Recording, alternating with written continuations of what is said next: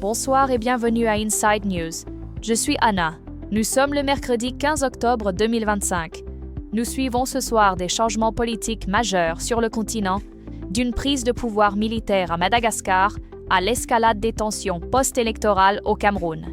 Nous couvrirons également des efforts diplomatiques importants en République démocratique du Congo et rendrons hommage à un homme d'État kényan. Restez avec nous pour une couverture complète des histoires qui façonnent l'Afrique ce soir.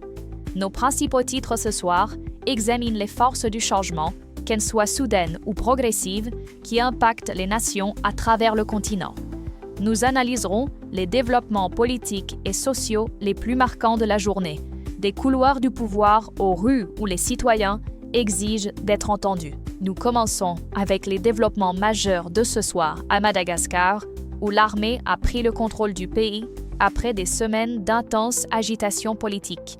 Le colonel Michael Randrianirina, commandant de l'unité militaire d'élite CAPSAT, a annoncé aujourd'hui que les forces armées sont désormais au pouvoir.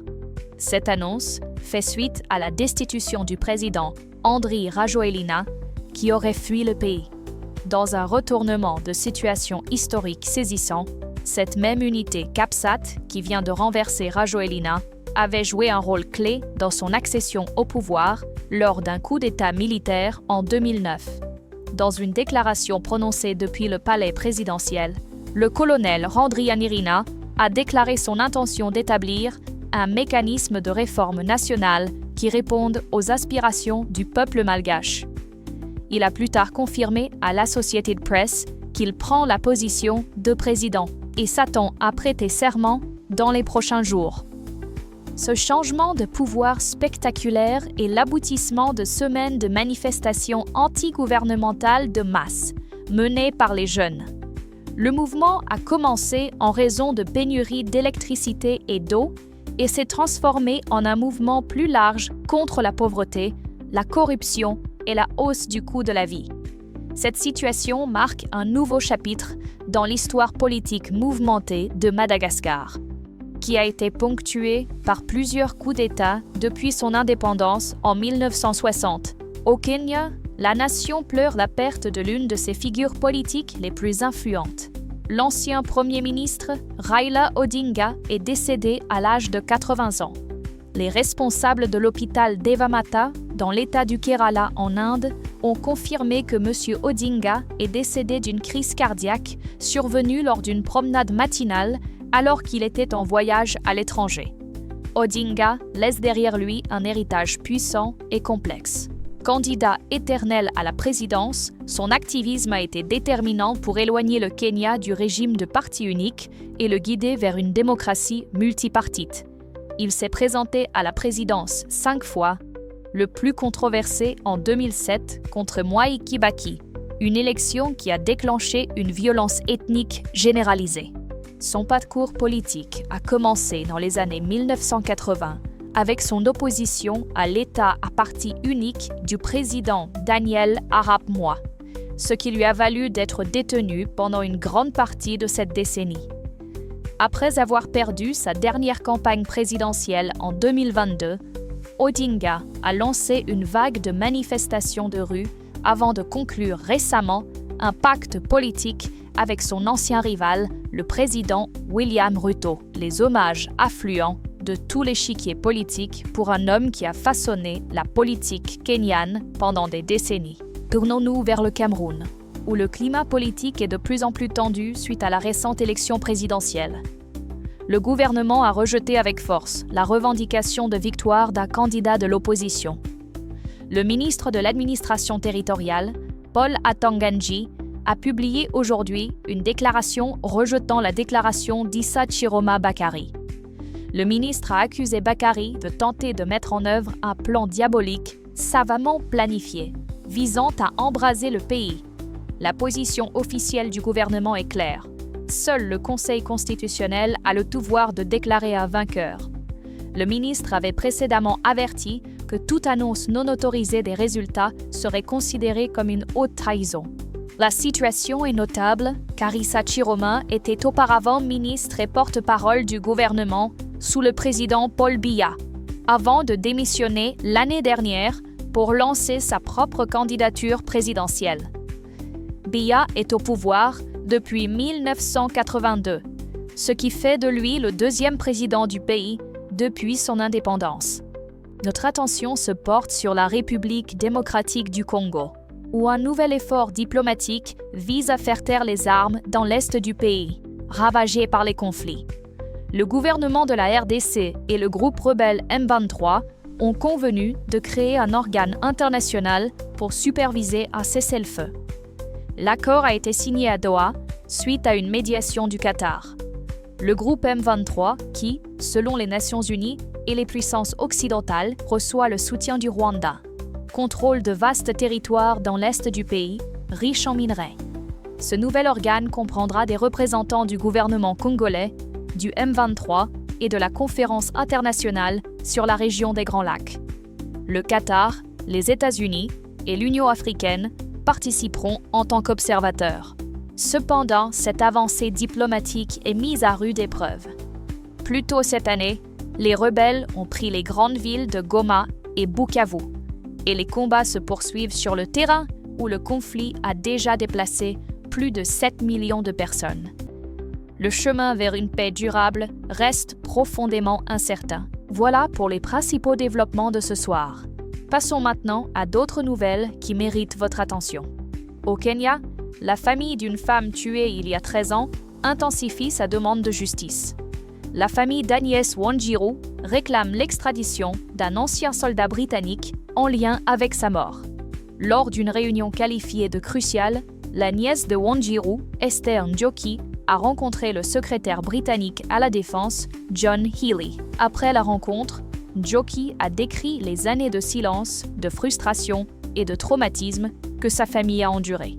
Elle a publié une déclaration exhortant le gouvernement britannique à s'assurer que l'homme soit arrêté, extradé au Kenya et jugé sans plus tarder. Le corps d'Agnès Wanjiru, 21 ans, a été découvert dans une fosse septique en 2012, quelques semaines après avoir été vu pour la dernière fois quittant un bar avec des soldats britanniques. Un accord de déportation controversé entre les États-Unis et le Ghana fait maintenant l'objet d'une contestation judiciaire. Le groupe de défense Democracy Hub a intenté un procès contre le gouvernement ghanéen, arguant que l'accord est inconstitutionnel. Le procès affirme que l'accord n'a jamais été approuvé par le Parlement et pourrait violer les conventions internationales interdisant d'envoyer des personnes dans des pays où elles pourraient être persécutées. L'action en justice intervient alors qu'un nouveau groupe de 14 ressortissants ouest-africains est arrivé au Ghana lundi dans le cadre de ce programme de déportation vers un pays tiers, portant le nombre total de déportés acceptés à 42. Dans l'actualité de la santé publique, l'Afrique du Sud se prépare à une avancée majeure dans sa lutte contre le VIH-Sida. Le ministre de la Santé du pays a salué le déploiement prévu d'une nouvelle injection préventive contre le VIH, le lenacapavir ou LEN. Le médicament, qui ne se prend que 2 fois par an, a le potentiel de mettre fin à l'épidémie de VIH-Sida dans le pays d'ici 14 à 18 ans. Le déploiement devrait commencer en avril 2026 et ciblera initialement environ un demi-million de personnes dans 23 districts à forte incidence.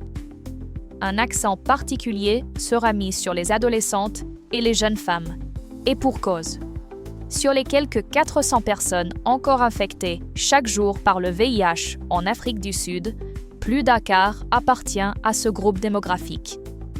De jeunes femmes et filles au Zimbabwe se réapproprient une tradition ancienne pour faire face à une crise moderne. Elles ravivent la coutume Nyanga pour lutter contre le mariage des enfants et promouvoir l'égalité des genres.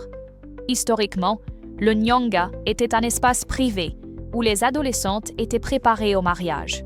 Aujourd'hui, il est transformé en un espace sûr, où les filles peuvent discuter ouvertement de sujets sensibles comme la sexualité, les grossesses précoces et l'autonomisation économique. Selon l'UNICEF, une fille sur 3 au Zimbabwe est mariée avant l'âge de 18 ans, une situation que l'agence a qualifiée d'urgence nationale. Et en nouvelles économiques, l'industrie aérospatiale marocaine poursuit son expansion. Le roi Mohamed VI a assisté à une cérémonie de pose de la première pierre pour un nouveau complexe de moteurs d'avion construit par le groupe Safran près de Casablanca. La nouvelle installation sera un élément clé de la plateforme aérospatiale Midpark, consolidant davantage la position du Maroc en tant qu'acteur majeur des industries de haute technologie. Et dans le sport, une soirée triomphale lors des qualifications africaines pour la Coupe du Monde a assuré la place de 3 géants du continent. Sénégal. Les Lions de la Teranga se dirigent vers la Coupe du Monde après une victoire décisive de 4-0 contre la Mauritanie. Au stade Abdoulaye Wade à Dakar, Sadio Mané a enflammé le public avec un coup franc dans le temps additionnel de la première mi-temps, avant de marquer à nouveau juste après la pause pour sceller la victoire. Afrique du Sud. À Nelspruit, les Bafana Bafana ont obtenu leur billet pour la première fois depuis l'organisation de l'événement en 2010, avec une victoire convaincante de 3-0 contre le Rwanda. Des buts de Mbata, Apolis et Maggopa ont déclenché la liesse des supporters locaux. Côte d'Ivoire. Les éléphants ont terminé en tête de leur groupe et ont assuré leur place avec une victoire de 3-0 sur le Kenya à Abidjan. Franck Kessie a marqué tôt dans le match, suivi par Yann Diomandé et un coup franc tardif d'Amad Diallo.